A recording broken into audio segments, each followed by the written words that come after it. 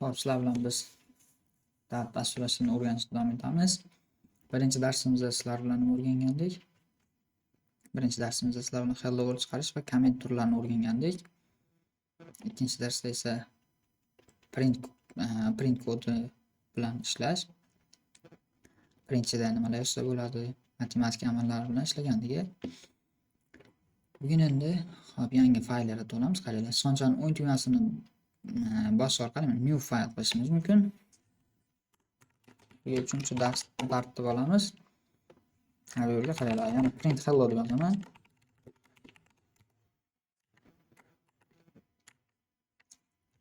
Hop. Nima xato chiqdi deb o'ylaysizlar? Qaranglar bu yerga. Qizarib qoldi. Qizarib qo'ygan bu xatolik. Hop. Qaranglar. Kodimiz main'da yozish kerak edi. Sizlardan chiqmasin. Main'da kodimizni yozishimiz kerak. Run bosamiz. Run bosganimizda hello world kodimiz, ya'ni konsolga chiqarilyapti. Bugun sizlar bilan o'rganadigan mavzuyimiz bu variable o'zgaruvchilarni o'rganamiz. Ham ingliz tilida ham o'zbek tilida yozib ketyapman. Variable bu o'zgaruvchilar bo'lib tarjima bo'ladi. O'zgaruvchilar. Bizda aniq o'zgaruvchilar bor. Bu o'zgaruvchilarimiz string name deymiz.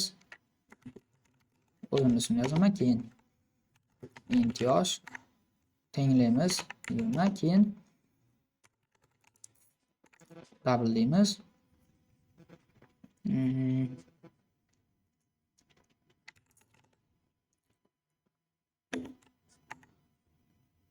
Hop, xato yozib ketdim.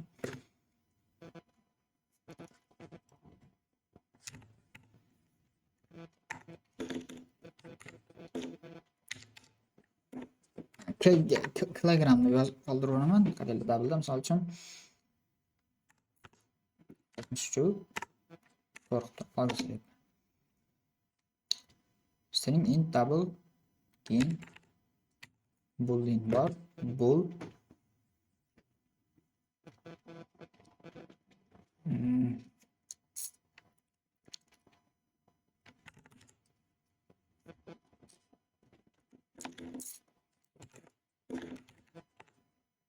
alohatga yetganmi deb qo'yamiz va bu yerda true qilamiz. Xo'p, qaranglar, darsimizni boshlashdan men to'g'ri o'zgaruvchilarga namuna yozib ketdim. O'zgaruvchilarga izoh bermasdan, o'zgaruvchi bu nima o'zi? O'zgaruvchi bu kompyuterimizda shu ma'lumotni saqlash uchun ishlatiladi. Ma'lumotlarni saqlash uchun konteynerda boshlagan bo'ladi. O'sha konteynerga ma'lumotlar saqlab qoldiramiz. Keyin kodlarimizni chap tarafga qarayotgan bo'lsanglar, mana 1 dan boshlab 9. Ya'ni bu yerda xat boshlarini, raqamlari qoldirilgan. Kodlarimiz qanday ishlaydi? Shu tepadan boshlab pastga qarab ishlab ketadi. Xo'p. O'zgaruvchilar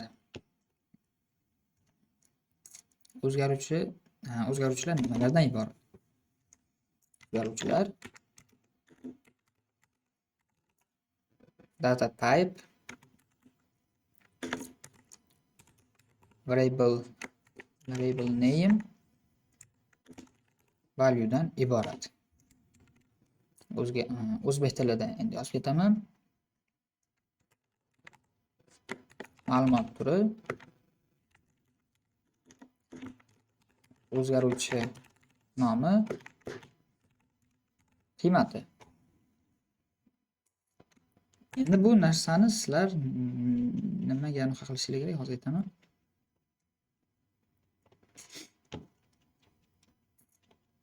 Bu yerda asosiy 4 ta qism bor.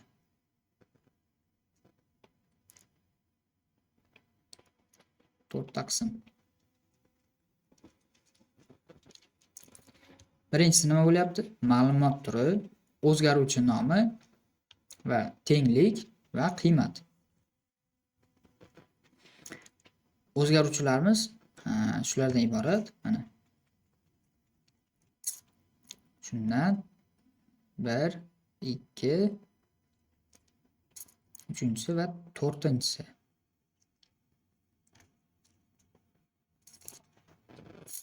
Qiymat bu mana shunga keladi, samandarga keladi. O'zgaruvchi nomichi mana name degani bu o'zgaruvchi nomi.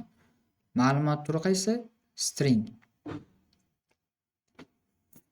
Bu tenglik mana tenglik bo'ladi, mana tenglik. Tenglab qo'yilyapti.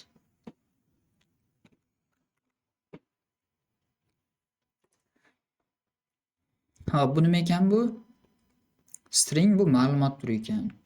Mana ma'lumot turlari bu. Mana string, int, double, bool, bular ma'lumot turlari. O'zgaruvchi nomichi bu mana name, yosh, kilogramm, balog'at ketganmi? Shular bu o'zgaruvchi nomi. Keyin bu orasida hammasini mana ko'ryapsizlar, tengligi bor. Va qiymat deb qo'yganmiz oxirida qiymat. Qiymati samandar, keyin 20, keyin 63.4, keyin true turibdi oxirida.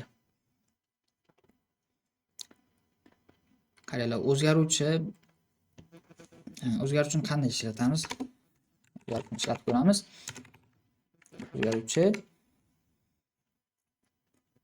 print dedim va o'zgaruvchimni nomini chaqirib qo'ydim. Ya'ni o'z belgilaganimda mana uni ko'rsatib turibdi. Keyin sonchani olib borsa, ko'rayotgan bo'lsalar, string deb qo'ygan mana. Type deb turib string deb qo'ygan. Bu misol qaranglar, ism deyman. Ism degan o'zgaruvchi nomi bormi bu yerda? O'zgaruvchi yaratganmanmi? Yo'q. Shuning uchun bu xatolik beradi. Name degan o'zgaruvchim bor. Name ni chaqirib print ichida ishlatsam bo'ladi. Run beraman. Run berganimda nima qildi? Print name dedim. Shu name ni print chiqargan deganimda name ni qiymatini chiqarib beryapti konsolga. Mana konsol. Qiymati nima edi? Samandar edi. Keyingisi nima? Yosh. Yosh qilib turib ishga tushirsam nima qiladi? 20 ni chiqarib beryapti endi. Kg qildim, ya'ni kilogramm. Ishga tushirsam mana 63.4 chiqyapti. Endi keyingisi nima? Balog'at ketganmi? Ishga tushirsam true chiqaryapti o'zi. True xolos. Xo'p, keyin yana bu yerda bilishimiz kerak bo'lgan narsa, biz boshida mana o'zgaruvchi nomini berib qo'ydik. String deb qo'ydik. Bu string ma'lumot turi, string degani bu matn degani. Ma'lumot turi matn. Matn ma'lumot turi deb qo'yaman. Sababi nimada? Mana uni biz pastda mana yosh deb turib 20 qilib qo'yganmiz. Buni biz 20 qila olmaymiz. Boshida chunki string deb qo'ydik biz. Mana keyingisi bu int. Int bu butun son ma'lumot turi. Butun son deb olasizlar bo'ldi. Bu matn, mana string bu matn, int bu butun son. Mana qaranglar, men int deb turib bu yerga men samandar deb keta olmayman. Xatolik beradi. Sababi endi bu butun son, faqat son kiritiladi, butun son. Qaranglar, 45 butun 6 qilsam bo'lmaydi. Menga qaytarib qo'yamiz. Butun son, bunisi butun va qoldiqli son. 63.4 turibdi. Buni lekin qaranglar, butun qilsam ham bo'ladi, keyin qoldiqli qilsam ham bo'ladi, lekin string qilsam bo'lmaydi. String nimada yoziladi keyin? Qo'sh tirnoqda yoziladi, shuni. Achi esimdan chiqib qolibdi. Hop, necha edi? Hop, 62 necha qilamiz? Keyin berdim mana. Matn qanday yozilyapti? Matn qo'sh tirnoqda ichida yozilishi kerak. Shuni unutmanglar, qo'sh tirnoq nechta bor? Bittalik qo'sh tirnoqlar, keyin ikkitalik qo'sh tirnoqlar bor. Ikkalasidan ham foydalansak bo'ladi. Hop. Double bu butun va qoldiqli son qabul qiladi. Keyingisi oxirida bool. Boolni boolean deb deyiladi, boolean deyiladi. Booleanda qaranglar, qiymati aniq buni. Ikkita qiymati bor. Ikkita qiymati bor, esinglarda tursin. Men buni nimaga aytyapman? Shu yerga komment yozib ketaman. Komment yopaylik. Boolean bu 0 false ga teng, 1 true ga teng. Ikkita qiymati bor. False va true qiymatlari bor. Bunga biz 0 ni kirita olmaymiz, 1 kirita olmaymiz. Faqat false va true kirita olamiz.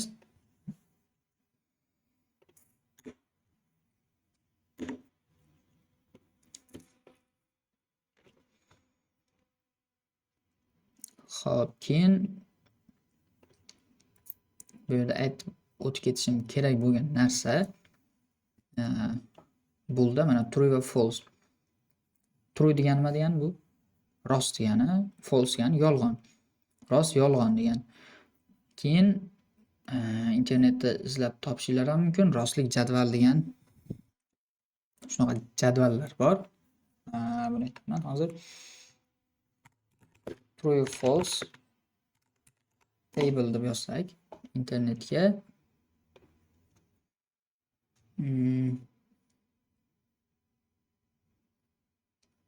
sizlarga osonroq topishga harakat qilaman va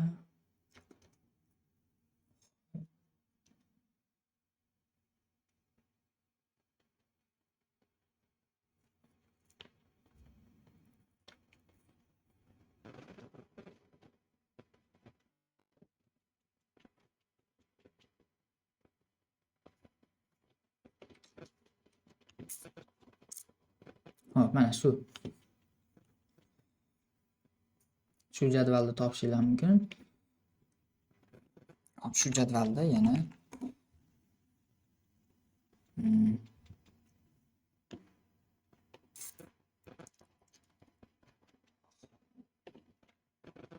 shu kanalga ham tashlab qo'yaman.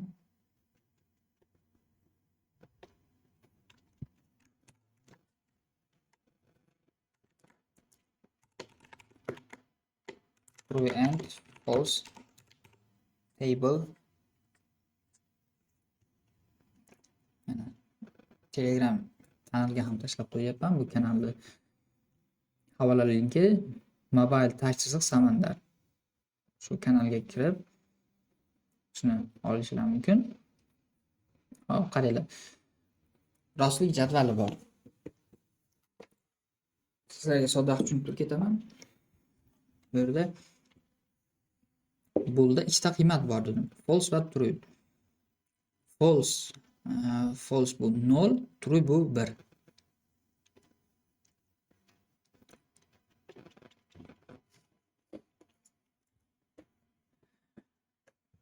Bu asosan matematik qo'shuv, ko'paytiruvga o'xshaydigan amal. Shu yerga chizaman.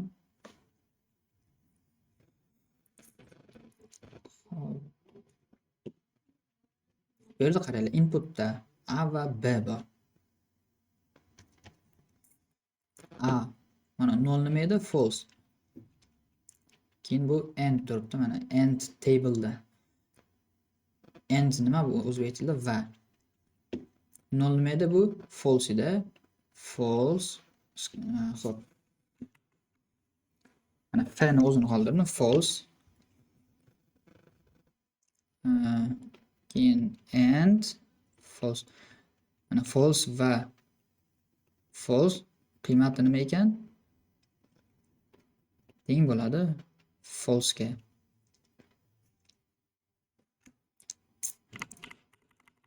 Keyingisi yana bor. Mana false va true. False va true teng bo'lyapti nimaga? False ga. Bu qanday bo'lyapti? 0 0 ko'paytiruv 1 teng necha bo'ladi? 0 ga. Shunga o'xshatsak bo'ladi mana. False nima edi? 0 edi. Va degan narsa bu ko'paytiruv belgisi deb olamiz mana. Buni end degani ko'paytiruv deb olinglar. True bu nima edi? 1. 1 deb yozib qo'yganman. Keyin tenglaymiz. Tenglaganimizda nima bo'ladi? 0 ko'paytiruv 1 0 bo'ladi. Ya'ni bu mana end table'ni orasida mana 0 ko'paytiruv 0 bo'lyapti. Qiymat necha bu yerda? 0 kara 0 necha? 0 chiqyapti. 0 ko'paytiruv 1 0 chiqadi. Tushunyapsizlar degan umiddaman. Keyin qaranglar. 1 ko'paytiruv 0 qiymati nima? 0. Lekin 1 kara 1chi? 1 kara 1 bu yerda 1. Ya'ni true and true equal to true bo'ladi. Rost va rost teng bo'ladi, rostga bo'ladi. Keyingisi bu or. Qaranglar, orni orasida nima bo'ladi? Orni orasida plus bo'ladi. 0 plus 0 necha bo'ladi?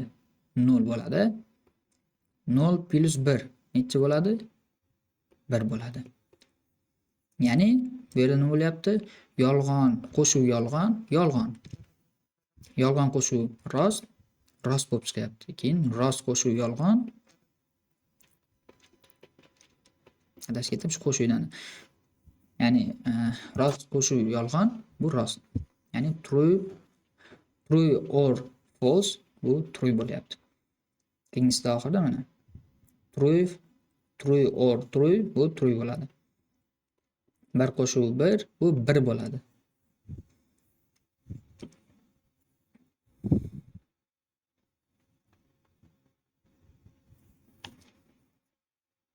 Hozircha shular. Hop, endi kodimizga qaytamiz.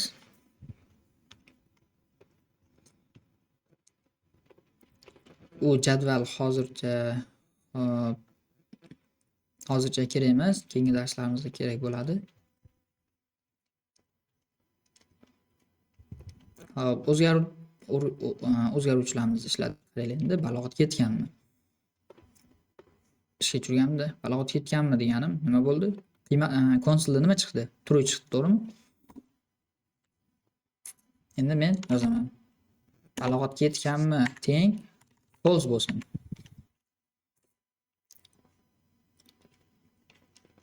O'ninchi qatorda balog'at ketganmi nima edi? True edi. 15-qatorda nima bo'lib ketdi? False. Print qayerda turibdi? 16-qatorda. Endi qaranglar, run beraman. Bu yerda nima chiqaryapti? False chiqaryapti. Endi kelinglar, shuni biz printda bitta tepaga chiqaramiz. Xo'p, bitta tepaga chiqaramiz. Endi ishga tushamiz. True bo'ldi. Sababi nimada? Qaranglar, 10-qatorda biz true deb beryapmiz va bu yerda biz 15-qatorda print qilyapmizda, keyin 16-qatorda false bo'lsin deb qo'yyapmiz. Agar biz shunday yozganimizda balog'at ketganmi false bo'ladi-da, keyin print qilib beradi. Ishga tushamiz. False. Xo'p, ozgina shuni oldinglar degan umiddaman. Keyin bildik, qaranglar, string bu faqat matn qabul qilar ekan, int faqat butun son qabul qilar ekan.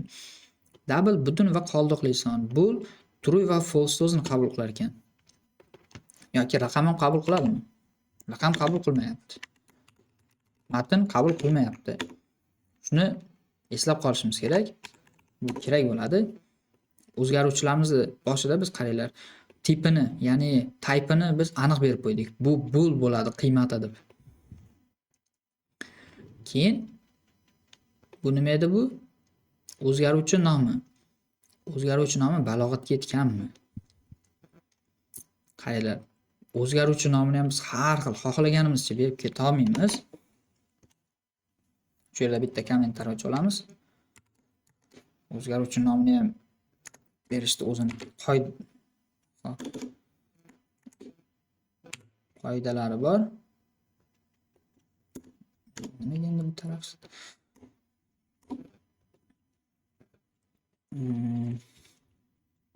Kelinglar. Misol uchun o'zi xatolik chiqaradi agar int deymiz.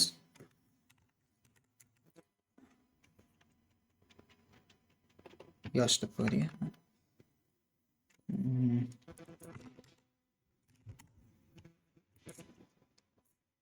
Davlatda nimalar ishtirok etgan? Qaranglar. Faqat matn ishtirok etgan. Ishlatsa bo'ladi ekan, demak. Ishlatsa bo'ladi. Keyin bitta narsa xavfsizlik yozib qo'yaylik shuni. Xavfsizlik yozyapman, sababi shunga tegishli bo'ladi demoqchiman. Ishlatsa bo'ladigan bu davlat degan, mana shu davlat deganda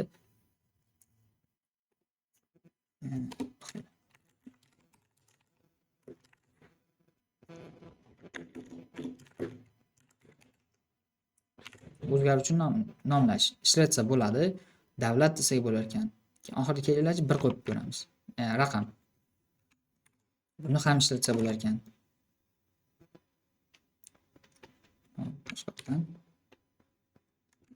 Davlat 2 qilsa bo'lar ekan, mana. Endi kelinglar boshiga bir qo'yib ko'ramiz. 6.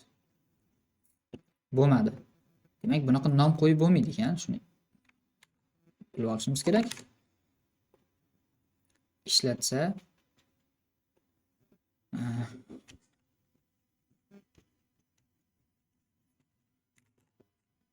bo'lmaydi. Ishlatsa bo'lmaydigan qaysi bir edi bu?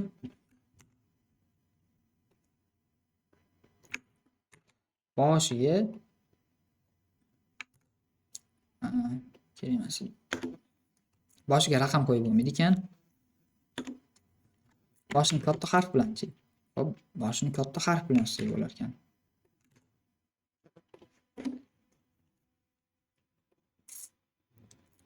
Hop, keyin qaranglar. Davlat yo'tashab turib shahar dedim. Bunaqa ham ishlatib bo'lmaydi ekan. Bunaqa degandan men nazarda tutyapman, orada bitta bo'sh joy tashab turib o'zgaruvchi nomini berish. Bu ham bo'lmaydi. Oraga chiziqcha qo'yib ketish kerak, hatto bu.